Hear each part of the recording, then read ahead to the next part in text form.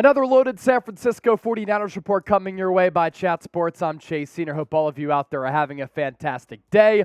On the docket for today, could Trey Lance return not in 2023, but later this season? We'll get into the latest Tom Brady to Niners buzz as there's more discussion points out there. The latest on Jimmy Garoppolo and how he compares and how he goes up against some of the top quarterbacks in the NFL statistically. And then at the end of the show, thanks to my boy Evan Henders, the GM Evan, going to read his fan mail as he was kind enough to send me some stuff here down in Dallas. But first, if you think the San Francisco 49ers are going to beat the Arizona Cardinals on Monday Night Football down in Mexico City, I want you to hit that thumbs up icon and like the video. Vivid Seats is projecting that at one of the more famed soccer venues in the world, Estadio Azteca, that holds nearly 90,000 people, that the 49ers, who are the road team, will occupy about 82% of the stands, with the faithful showing up and showing out. I think it's going to be a big San Francisco dub.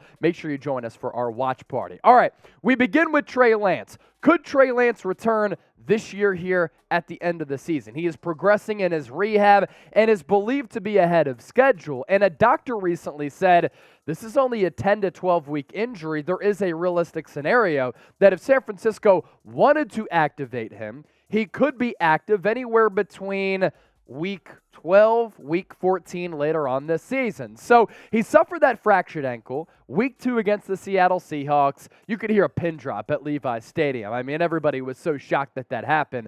And at the time, I know Kyle Shanahan didn't have the full gamut of information, but he did rule out Trey Lance for the remainder of the season. But a surgeon recently said that Lance could return in the time frame of about 10 to 12 weeks. This came from Dr. Kenneth Jung. He said, there could be a lot of non-medical factors that are playing a part in shutting him down for the rest of the year, protecting their investment into the future, but usually this injury is about 10 to 12 weeks. And depending on that 10 to 12 week timeline, you look at the 49ers schedule here, Lance could, and the big emphasis there, could return around week 10, week 12, maybe even a little bit later during the regular season. But obviously the big question, will he return? Will San Francisco activate him? And will he even have an opportunity to unseat Jimmy Garoppolo, who I think up to this point is having one of the better seasons at the quarterback position? I'm probably going to side with Trey Lance doesn't come back until 2023, and I'm still really excited about his development, even though since going back to 2019 at North Dakota State, he's only played and started in a combined 21 games, and it's been a little bit choppy, a little bit up and down to start his NFL career, but the same could have been said, and the same was said about Josh Allen, who since then has turned into an alien-like Super Bowl caliber quarterback who has freakish athletic qualities. And I understand that Josh Allen is struggling a little bit right now here in 2022, but he got off to a start very similar to Trey Lance's. You take a look at the numbers, and this is why you can still have hope that Lance can live up to the expectations of being that number 3 overall pick in the 2021 NFL Draft. First 102 passes for both of these players. Josh Allen, 56 of 102. Trey Lance, 55 of 102. Completion percentage, a little bit less for Trey Lance as compared to Josh Allen. Touchdown to interceptions, Allen 5 to 3, Lance 2 to 4. Allen had thrown for 797 yards, Lance 666, but in a much more run-oriented offense. And the rating, 84.5 for Allen, 66.7 for Trey Lance. So again, if you're hoping that Lance can be a good player, Josh Allen was able to develop. It didn't look pretty for Josh Allen in the early going. It hasn't necessarily looked great for Trey Lance. But as you get a little bit older and you get more experience, you fine-tune your mechanics, you become more familiar with the offense, you can develop into a good player. We're seeing that right now in front of our eyes with Justin Fields as well as Jalen Hurts. Don't tell me that I'm lying, because I am right. More for Dr. Kenneth Jung on Lance. The ligament damage was probably caused by a dislocation with bone shifting out of joint. The torn ligaments are likely in the syndesmosis, the complex of ligaments involved in high ankle sprains. And we did know at the time that it was not a compound fracture like Dak Prescott's, which was about as serious as an ankle injury as it gets. A lot of you are probably not really too caught off guard by this, because if you were watching Sunday Night Football, I remember doing the watch party, I was like, is that Trey Lance? on the sideline? Is that Trey Lance without any crutches, with no boot? The 49ers would not allow him to be on the sideline if he wasn't progressing well and not healthy enough to be on the sideline. But after a big play for this Niners defense, Trey Lance came basically out onto the field. And here you can see him congratulating and hyping up Fred Warner. That's Lance right there. On his feet, no boot. And a couple of weeks ago, he posted this picture of him rocking some J's. And once again, not on crutches, not on a boot. So that certainly does bode well for his recovery, and we'll see if he surprises everybody and comes back a lot earlier than originally anticipated.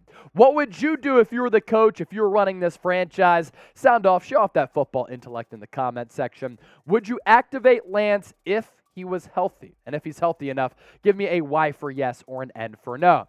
Coming up next on the show, you don't want to go anywhere, so stay right where you are.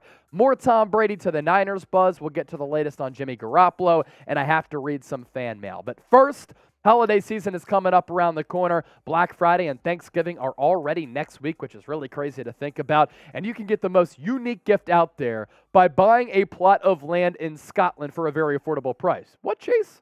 What are you talking about? Yes, that's right. Today's show is presented by Established Titles, a fun and novel way to preserve the natural woodlands of Scotland while helping global reforestation efforts. It's a project based on a historic Scottish custom where landowners are referred to as lairds, lords, and ladies in English. Title packs give you at least 1 square foot of dedicated land with a unique plot number on a private estate right here in Edelston, Scotland. With that, you get an official certificate with a crest, and they plant a tree with every order and work with global charities, One Tree Planted and Trees for the Future, to support global reforestation efforts. You could officially include the title Lord or Lady on your credit card, plane tickets, and dating profiles, and it makes for a great last-minute gift. Established Titles is actually running a massive early Black Friday sale right now with discounts on their website of up to 80% off. Plus, that's not it. If you use the code CHAT at establishedtitles.com/chat, you get an additional 10% off. Mom, Dad, Merry Christmas, Happy Hanukkah. Guess what I got you? A plot of land in Scotland. Oh my gosh, honey, that's amazing. And you get to save the environment. We'll put that link in the comment section and the description of this video. All right, let's talk more Tom Brady here. I know a lot of you are fatigued by this, but it's not going to go away. Former head coach Bruce Arians throwing some shade toward Tom Brady, and does TB12 want out of Tampa Bay? First, let's get to what Bruce Arians said about his former quarterback, because Bruce Arians isn't even the head coach of Tampa Bay anymore. Nobody is going to say Brady was playing bad, but he was playing bad. We also had growing pains of a young offensive front. We weren't running the football well. There comes a time as a play caller when you're losing yards running the ball and you say, forget this, I'm putting the ball in Brady's hands. Why would you go out of your way when you're basically a consultant for this franchise to criticize Tom Brady, especially after last year? That clearly irked Tom Brady, and I believe caused Tom Brady to go to Jason Licht, the general manager and ownership, and say, you know, if we can move off of Bruce Arians, that might improve my position in wanting to come back to this franchise. And with that, they've always had somewhat of a weird relationship. Bruce Arians, I can understand him wanting to test Tom Brady, him wanting to bring the best out of an elite competitor, and a guy in Tom Brady who's always trying to do every little thing to perfect his craft. But to criticize him, I don't know. You know, Bill Belichick didn't always do that, and I'm not sure Bruce Arians has earned that. So with that, we transition to what Colin Cowherd had said about TB12. Don't you think Tom Brady is getting a little tired of getting criticized by Bruce Arians publicly? I think Tom is tired of it. I think he's agitated. I will say it again with conviction. You know who would not criticize Tom Brady? Yeah, Kyle Shanahan and John Lynch would not. They would be very happy to have Tom Brady because they don't have a Super Bowl and want a Super Bowl, and they have a roster that is ready to win a Super Bowl. And they don't know what Trey Lance is. They do like Jimmy Garoppolo, but privately have some concerns. I'm glad that Colin Cowherd has been watching the 49ers report. And Colin, I'm a big fan of yours. I listen to your shows every day. You've certainly been an influential figure in my broadcasting life. We've been talking about Tom Brady going all the way back to last year. So I'm glad that the national media is starting to pick it up. But I've always said this, and I've said this over the last couple of weeks, because Brady is going to be a free agent after this year.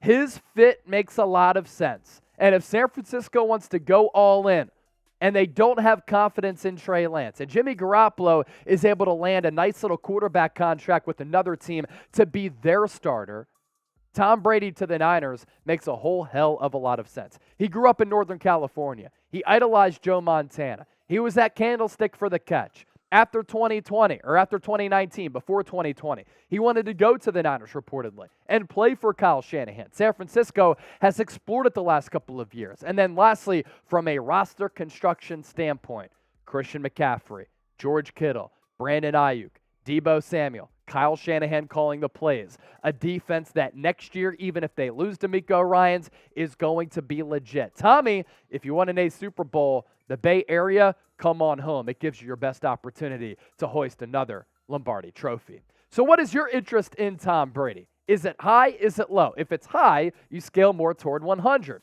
None at all? You can give me a 1.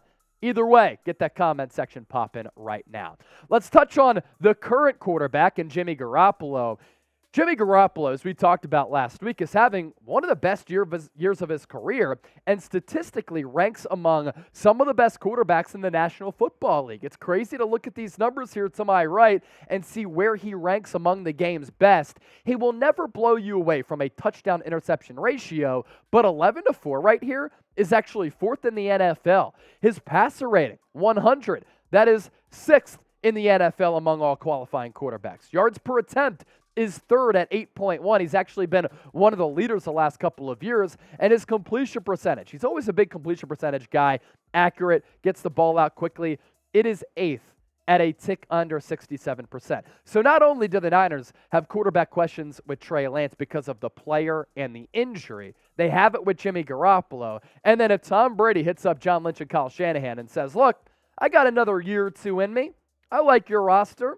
I've always wanted to rock the scarlet red and gold till I'm dead and cold, Kyle and John. I want to sign with your football team. How could San Francisco turn that down? How do they move off of Jimmy Garoppolo if he continues to play this well and they make another deep run in the playoffs?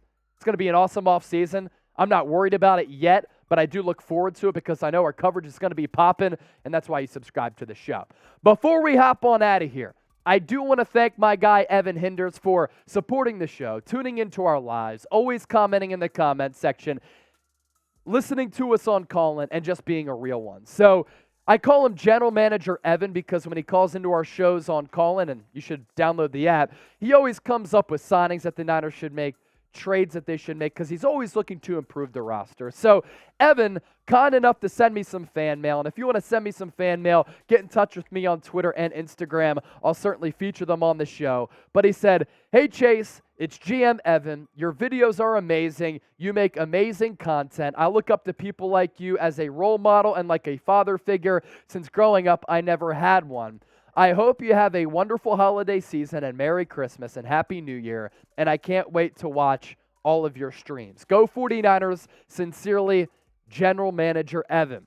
Evan, I have much love for you, man, and what you said in that letter, it does mean a lot to me, close to my heart. I understand that we have a lot of fun here on the show. I understand that we keep it light, but this show does mean a lot to me. It's the largest 49ers News and Rumors channel on YouTube, past 67,000 subscribers. We reach people from all across the globe, and I want to provide you with entertaining, informative Niners news, rumors, and analysis. But a lot of us have been able to connect on a personal level as well. I lost my mom due to cancer. I've talked about that. People have reached out to me seeking advice as to how they can deal with the losses of somebody who went through something similar, whether it be a friend or a family member. We can relate with our love of football, our love of the San Francisco 49ers, all things life. So to hear from all of you and to get this fan mail, it's great. General Manager Evan, I do appreciate it. Much love to you and everybody out there who continues to support what I do here on the show. This is my baby, and I wake up every single day thinking about this channel. I'm not even lying. You can ask those close to me, and they would tell you the same, but that's how much it means, and it just means something different. So, subscribe to the show. We appreciate you tuning in. Hit that thumbs up icon, get the comment section popping, and we'll catch you tomorrow right here on the Niners Report.